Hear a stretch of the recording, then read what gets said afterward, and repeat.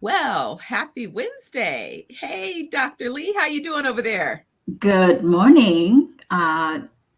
It's a great day. It's gloomy, but it's nice here in Southern California.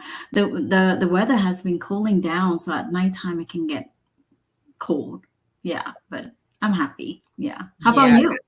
I feel that slight transition. Temperatures dropped by about 50 degrees and then kind of warming up, but they're saying we're going to have another bump in the 90s next week. So it's Mhm. been pleasant. I've been enjoying my walks. Oh, The nice. weather has been nice and nice and nice. Yeah, I have been doing exercise at nighttime too, so it's kind of nice, stay healthy, right? Yeah. Absolutely, absolutely. Well, welcome everyone to another episode of Wealth Doctors. I'm Dr. Stephanie Ardrey, and with me is Dr. Andrea Lee. And boy, are we excited about today's conversation. It's definitely what we think is topical. There's every day I'm hearing from someone concerns about, some of these types of chronic conditions and the impact that having a sudden illness can create on the family's finances and wealth position. And sadly, it's one of those situations that once you have a condition, then it changes what your options are. So it's one of those games that you have to be proactive and look at, planning, anticipating before, because after changes what your options really are. So, Andrea, Dr. A, how are you today? And, weighing Yeah, in on this one. it is today. It is an important topics that we want to cover and raising awareness because we encounter this every day, especially people are um, having medical conditions or chronic illness and we're burning through our retirements, or those that have cancers diagnosis, and burning through their retirement savings for medical treatment. So we don't think about it, until it's really happened to you, and then it's like, how do you balance it? How do you um choose between medical treatments and your retirement? And should you have to give up, certain lifestyle just to pay for medical treatments Yeah. and medications? Because, medication nowadays are not cheap, right? Even if you have a health insurance, there's still high copay, high deductible that we have to meet. And these are choices, tough choices that we have to make. If you are diagnosed with a terminal illness, a chronic illness, a chronic conditions, a critical condition that leave you unable to work anymore and provide for your family.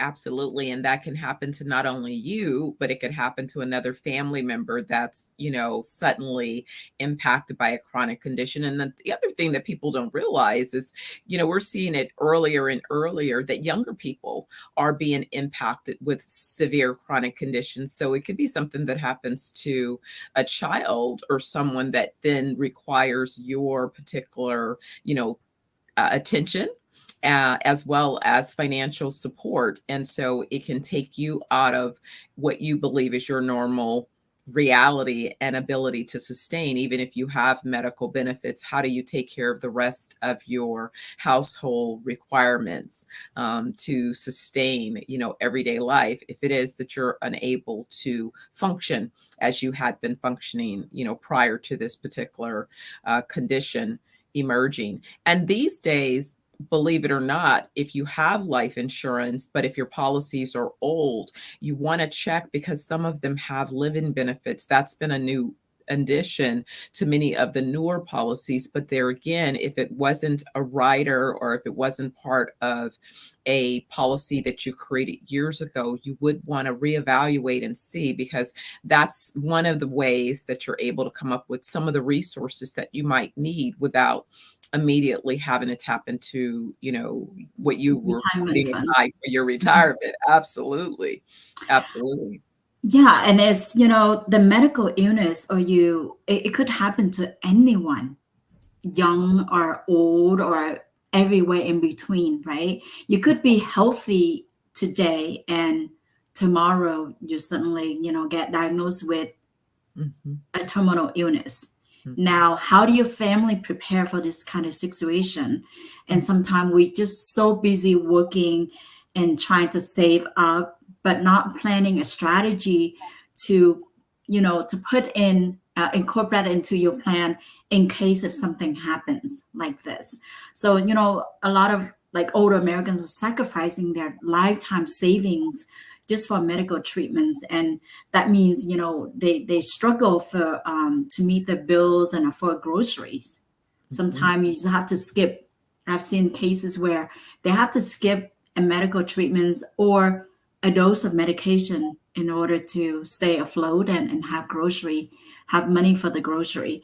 Social security, sometimes health insurance, and your lifetime saving aren't just enough, right? And especially, how long does it take you to save at like 100,000, 200,000, 300,000 for retirement? How long does it take you?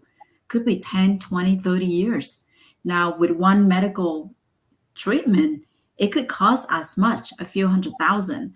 So, for example, in a Business Insider article that we're reading, which is the main topic that we're discussing today, Kimberly Mullen, who is 61 years old, she got diagnosed with cancer. And, she basically drained her bank savings account just to pay for the treatment for the course of 2 years.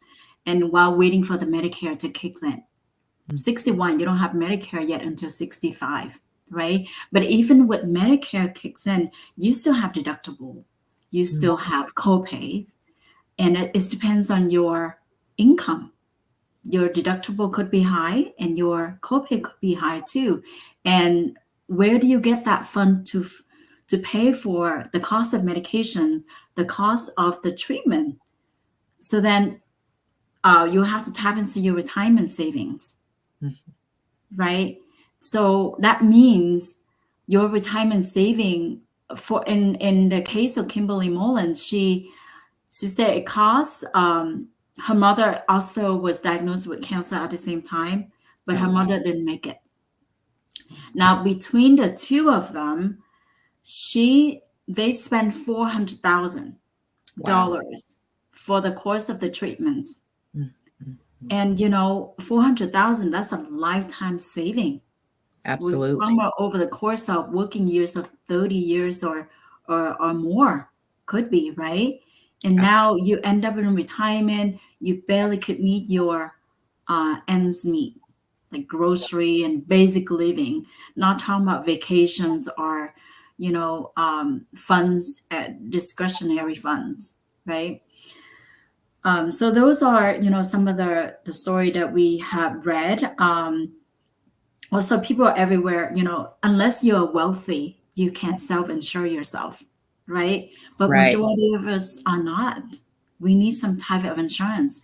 And hey, there are plans out there, life insurance policy now that incorporate living benefits into the plan. And, I'm not advocating for term policy, but not all terms are created equal. Say if you cannot afford a policy, you can create a term. Some term policy have life living benefits as well that can protect you. And terms could be it lasts could be 10 years, 20 years, or 30 years. The best is to get a permanent policy that help you for your whole life. But if you cannot afford it, term could be an option. So get protection for yourself, for your family. You don't have to run into a situation where you have to pick between food and the cost of treatment or medication. Yeah, it's a real reality. I was thinking about I had a colleague of mine just share in the last 2 weeks devastation of sudden deaths, right? Two Mhm. different situations, and just the ripple effect of all the people connected to each of those persons, and how that information just immediately changes their realities. The dependents, they were involved with business, so there was a lot of business that this person generated, and now that business is gone. So not only for the immediate persons being serviced, but then again throughout all of the ecosystem that surrounds a person. And so that's a lot of times what I think we can forget, or maybe not be always front and center if you're not thinking about it, is that we each have a bunch of folks who depend on us in more than one way, not only in our families, but also in the communities. What it is that we contribute to an ecosystem, and who are those folks that look to us as sources of their support. We're out generating things that we're contributing in other ways. And so when you think about all of those different impacts, then it does bring to light the importance of making sure that you consider how could you best, mitigate those potential risks. Because if you're blessed to continue to exist, there are plenty of things that can happen. There are things that are foreseen, and there are unforeseen circumstances. There's natural disasters that suddenly happen, and that is a different situation. But oftentimes following natural disasters, there are health issues that can manifest, Disasters. Mhm.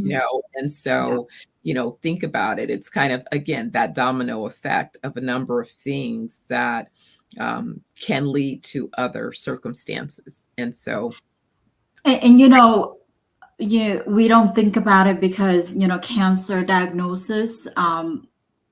Think about it right now. Do you in your life know anyone that have cancer in your life? Do you know yeah, anyone?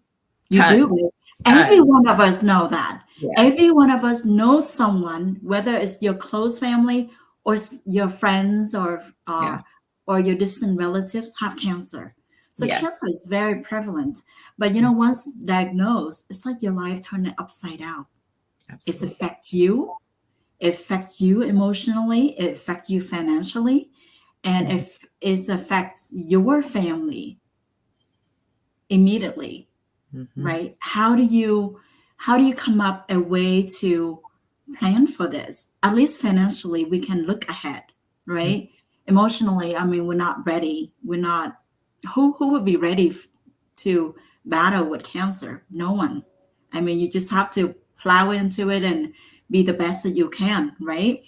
Um, so, according to American Cancer Society, they estimate about 2 million cancer new diagnoses this year, and about mhm, 600,000 cancer dead this wow, year in the US. And the mortality rate has fallen since 1991, meaning medical treatments are getting better and help you to survive your cancer. But medical treatments comes with a cost, right? mhm, So then how do you come up a way um, to pay for that, to plan for that? And retirement gaps is basically widened, meaning what you make right now, what you save right now may not be enough for your retirement years. We talk about retirement years. There's three stages of retirement. Number one is your working years. Your working years is typically, when you're in your 30s to 65. Those are your hard working years. And then your retirement years is anywhere from 66. Some folks are retirement earlier, but 66 to like 90, that's your retirement years. And that's the years that most of us are getting. We if we're lucky, we're healthy, right? But most of us have some kind of medical conditions, chronic long-term care, that we need someone to take care of us. Mhm. And the last one is the third stage is called a twilight year, which is 90 and up. That's when you plan for legacy, to leave something behind for your family should there anything left. But Yes. the retirement, what you can do right now, if you in your 30s right now or even younger, you can plan ahead, and that way you can hedge the inflation and set aside something for yourself and basically pay yourself first for the retirement years, and in case of an unfortunate event like cancer illness that happened to you. um, and then they said the people that diagnosed with cancer, 40% of those diagnoses deplete their life saving within the first 2 years. Well, not only the cancer, listen to this statistic. I was doing research again, we have wellness resorts and organic farms. And so I was doing some research, and one of the things that was revealed is that a big chronic condition, diabetes, that a lot of people suffer with sugar, and but more importantly, early onset Alzheimer's and dementia for those in the age of 30 to 45. So younger, earlier people are beginning to have early onset dementia and Alzheimer's. The statistics said a growth of 737% in that Wow. particular demographic. And here's the thing, here's the rub. When you have Alzheimer's or dementia, one, it's type 3 diabetes. It's basically sugar on the brain. So it's lifestyle. You can be detox. You can detox from that sugar. Typically, the treatment protocol doesn't really accomplish that if you follow traditional Western approach. Holistic approach would go to detoxing your body. That's number one. But here's the thing that's more important. People that usually would get Alzheimer's, it would be later, in the 60s or whatever. And it's one of those conditions that you can live with for a long time. It does not necessarily cause your life to end early, It may but it take a few years for onset, right? Until I so get it does to, yeah, but it yeah, requires a high level of care. And so it what that is. means is the facilities that you stay right now, the pricing for a typical bed in an assisted living facility on the low end might be $4,500 a month per bed. On the higher end, it moves up north of 7,500 a month a bed. And then for those that are offering even new cutting edge care, where they're actually helping to mitigate the condition instead of just allowing you sort of, hospice care, Mhm. those are $15,000 per month per bed, and there is a 3-year waiting list. So tell me this, Yes, tell me this, tell me this, tell me this. If you are 40 years old, how long have you been in your professional career to have accumulated enough to pay $15,000 per month per bed? And you could literally be in that condition for the next 10 to 15 years. You could stay kind of in this pre-vegetative state, requiring complete care. It's it's how do you it's, it's crazy. survive that? How do you afford that? Right. I mean, there's no way unless you're wealthy, right? That you have Right. that kind of money to pay for a medical facility. And even if you under Medi-Cal or some kind of state plan that help you, I mean, to find a bed, you're saying that the lowest end is 4,500. Yes. Medi-Cal doesn't even pay that much. So how do you get treatment? How do you get a place to stay? So then you have to bring your family in, and your family, your kids, your children, they have to work too to survive, Yeah. right? So you Yeah. cannot put a burden to your family should something happen. I mean, I wouldn't want to do that to my kid, to my Well, daughter, that's the right? part that people don't realize, because when we see about it, it's like, you invest in everything else. And I'm like, Mhm. but, your most important asset is yourself. how are you preparing to protect yourself, to give Right. yourself the best possibility for sustainability? And, and in what condition? Because that's for me, it's like, what condition? I thought about that with intention, you know, about 10, 15 years back, kind of looked at where I had arrived and I was happy, but I also Mhm. knew that I had been working hard and I had been compromising balance. So I wasn't in balance. So I wasn't up on my workouts like I had been up to that point. And there was a area that, my body gave me a little grace because I had been so disciplined for so long and ate good and all that. So I had a little window, but it was Mhm. like I was now running out of window. So now I needed to get back on, a care regimen, because what I was now thinking about was, wait a second, it's not about what got me here. What's going to get me to where I want to be at 90, at 100, at 120? And what kind of experience would I want my family, my son, to have?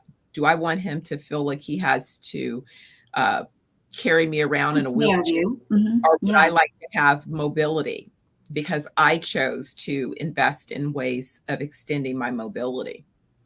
How would I want to exist? Do I want to be a burden on him and potentially, a young family that he's responsible for raising at that time? No, I want to be as independent as I can be and as healthy as I can be, because I see that that's a possibility. Because it's not that it's that I'm creating it, it's that I see evidence of the possibility and what that looks like.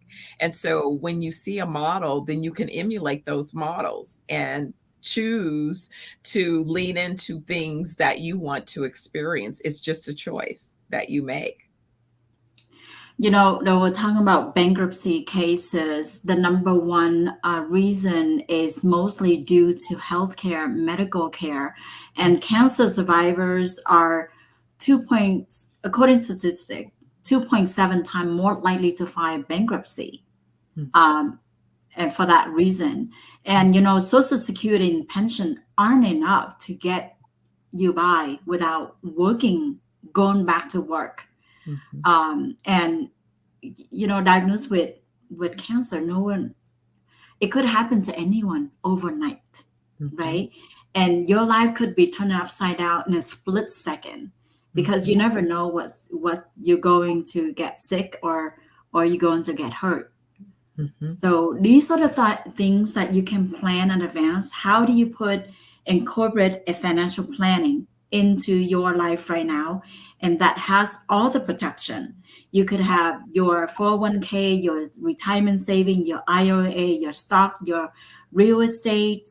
Part of it is insurance. Make sure you are covered in case if something happens to you or to your family.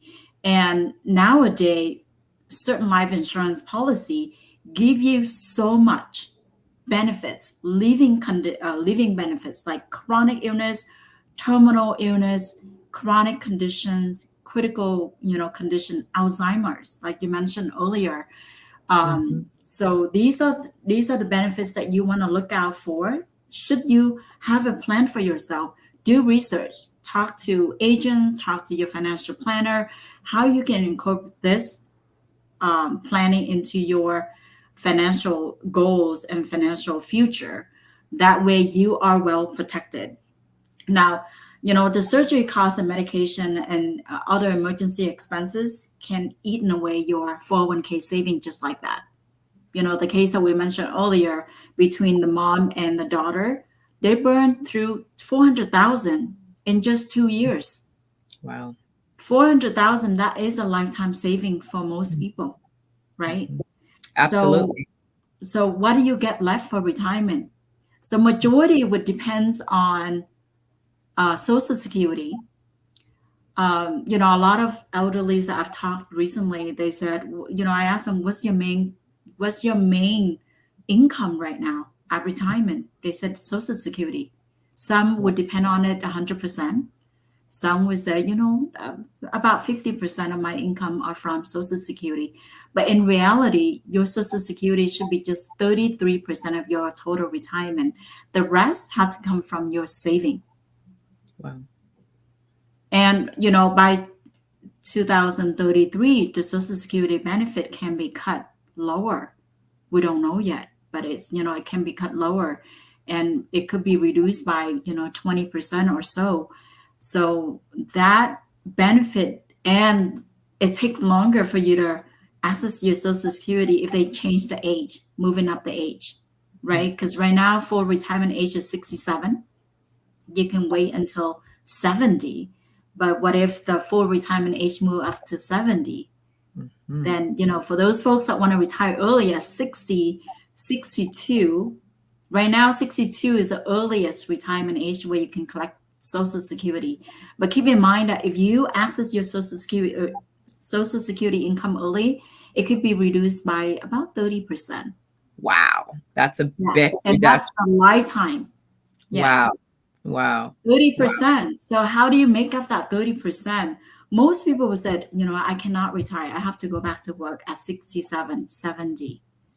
Especially if you run into a medical diagnosis that you cannot afford your medication, cannot afford your living standards, then you have to go back to work somehow, right? Or depends on your family to help you out. But I don't think no one would want to depend on your family and put a burden on your kids, because they have their own problems to take care of, right? Yeah. It's definitely been that reality when we look at, sort of, we say the squeeze generations, where you are in the middle of both, one, taking care of kids and then also taking care of parents. And, that does kind of create, it kind of perpetuates the ongoing cycle of the same kind of stress, because again, that extra burden tends to increase the stress level, which increases the potential of chronic conditions. So it's kind of like you keep reliving the cycle because you keep having the same level of stressors. Yeah, another person I mentioned, she works in healthcare, so she knows about, healthcare and medical costs, but diagnosed with cancer, she paid for chemo out of her pocket, and then spending her way through her retirement saving, and just max out all the credit cards to pay for expenses. And credit card now, the interest rate is not cheap. We're talking about 20-30% easily. Sure. And with the balance accumulated, it will take a long time to pay it off. Right? So there are ways, folks, to help you plan for all of this.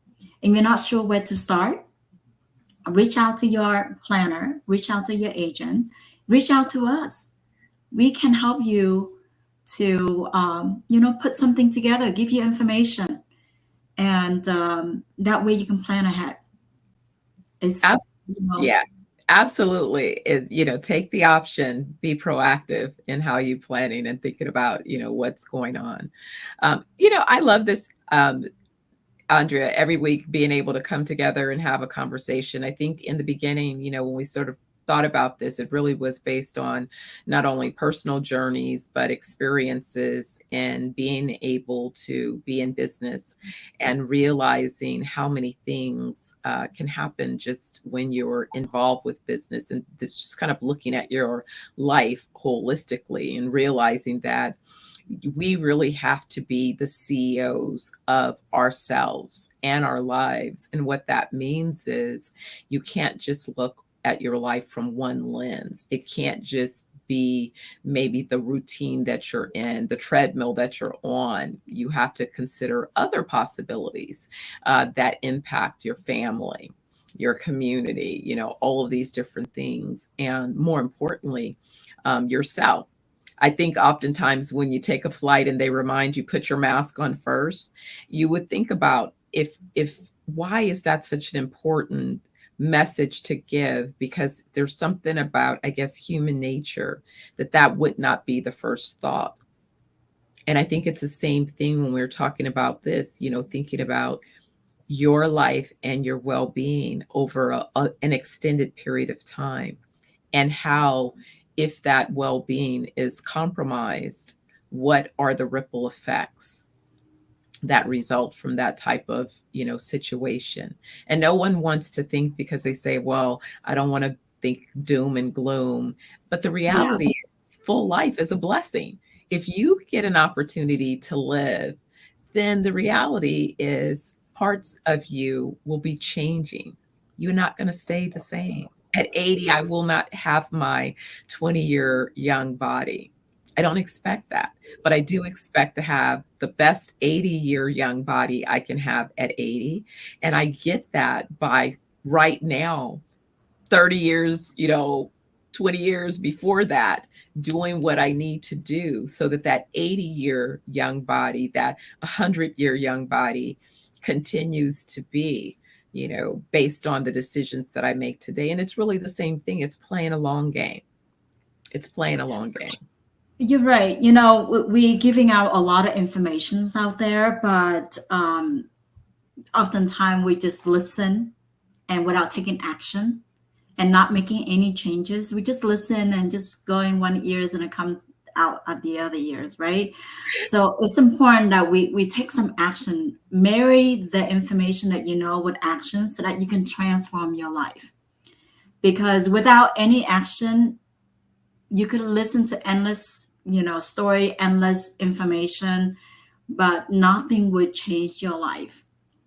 I've heard a retiree that share with me, which is, very making my heart, quite heavy. You said right now, I have no extra money to do anything. My life is pretty lonely. Mm. I don't have any money to go anywhere. I can't do anything. Mm. Even going to cinema would be difficult. Wow. Simple things like that, most of us take for granted because we're young. We're in the younger years, we have the money, we spend it, right? Mm. But when you get older, when you're no longer working, where do you get the fund in case if you get hit with one medical conditions, like this client has shared with me during the week.